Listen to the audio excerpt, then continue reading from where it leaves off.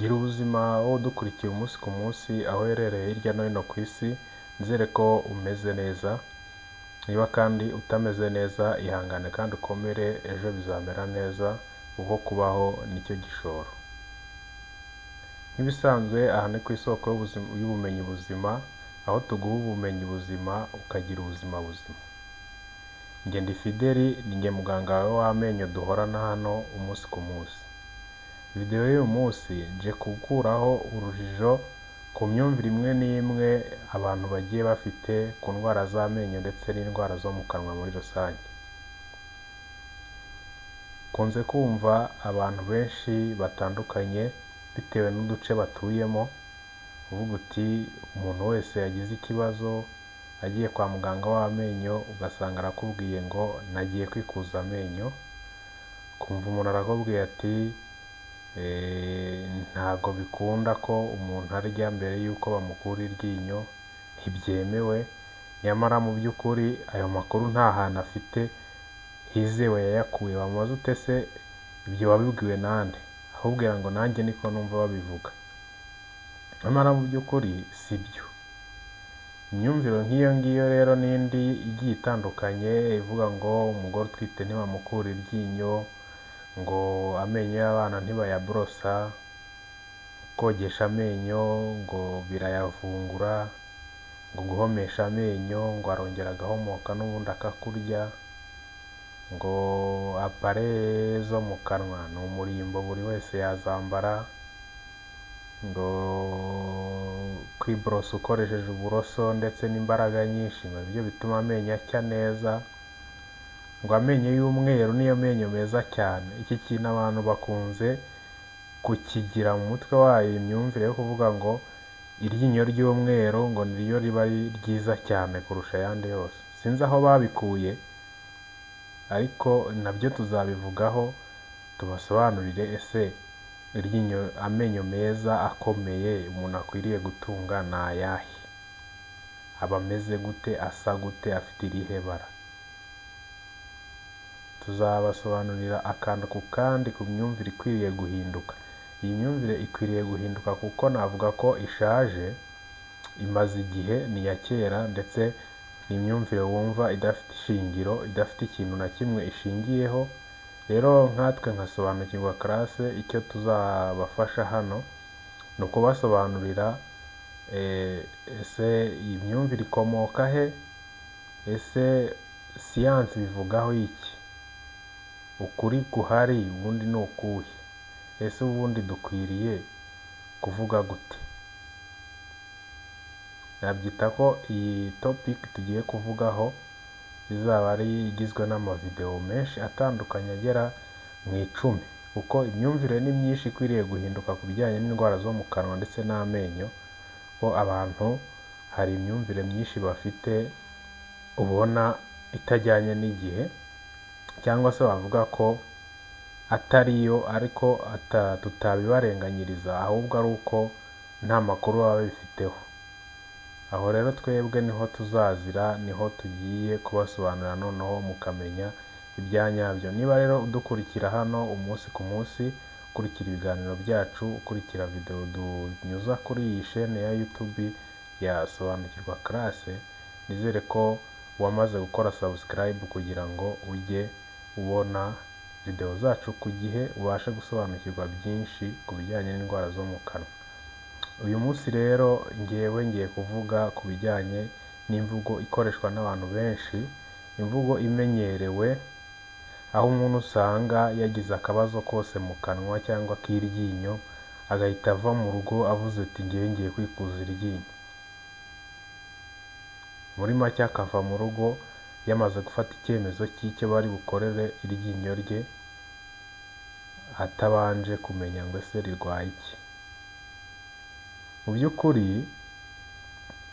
iyi ni imvugo ikunze gukoreshwa n'abantu benshi, ndetse ni bakeya rwose, batageze kuri 40% bamaze gusobanukirwa ko indwara z'amenyo atari indwara, umuti w'iryinyo atari ukurikura gusa.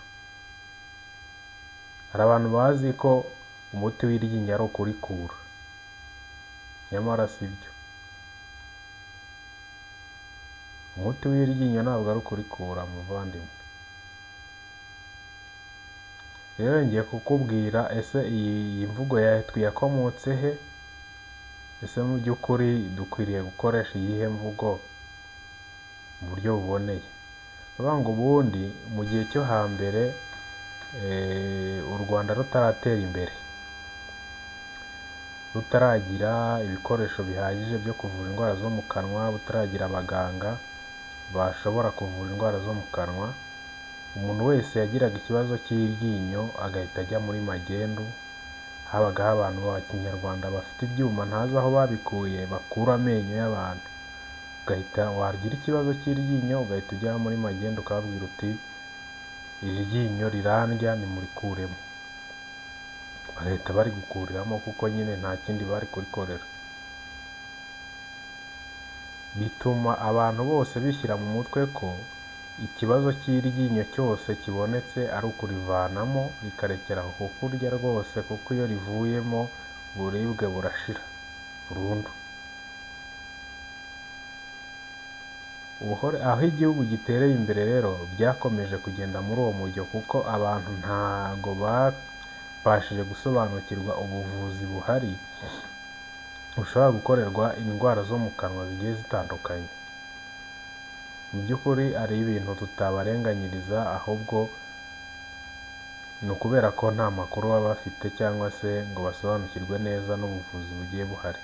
Mu by'ukuri rero umuti w'iryinyo ntabwo ari ukurivanamo, kuko hari ubundi buvuzi bwinshi bugiye butandukanye ukurikije aho iterambere ry'igihugu rigeze. Ubu ngubu igihugu cyacu cy'u Rwanda turi mu bantu bashobora kubona ibikoresho bivura indwara zo mu kanwa tutabanje kurikuramo, bidasabye kurivanamo. Niba ari iryinyo ryacukutse, hari ubuvuzi biteganyijwe gukorerwa kugeza rikize burundu.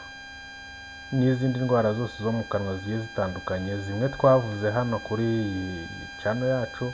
Niba utarareba amavideo yagiye atambuka, ndagushishikariza kugira ngo uyarebe, kuko twavuze ku ndwara nyinshi zigiye zitandukanye ziba mu kanwa k'umuntu kandi zivurwa zigakira. Aho rero abanyarwanda, igihugu cy'u Rwanda gitereye imbere cyangwa gikomeje kugenda kizamuka mu iterambere, tugiye dukomeza kugira ibikoresho bihagije cyangwa se bishobora kudufasha mu kuvura indwara z'amenyo n'indwara zo mu kanwa muri rusange. Gusa abantu bakomeza gukoresha imvugo ya kera ivuga ko iyo umuntu wese agiye kwivuza amenyo aba agiye kwikuza amenyo, nyamara atari byo.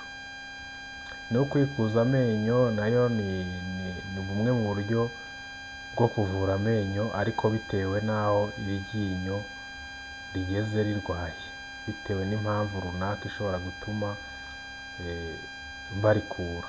Nawo ni umwanzuro ushobora gufatwa na muganga bitewe n'ikigero iryinyo ryawe rirwayeho, ariko ntabwo bivuze ko igihe cyose barwaye iryinyo baba bagomba kurivanamo.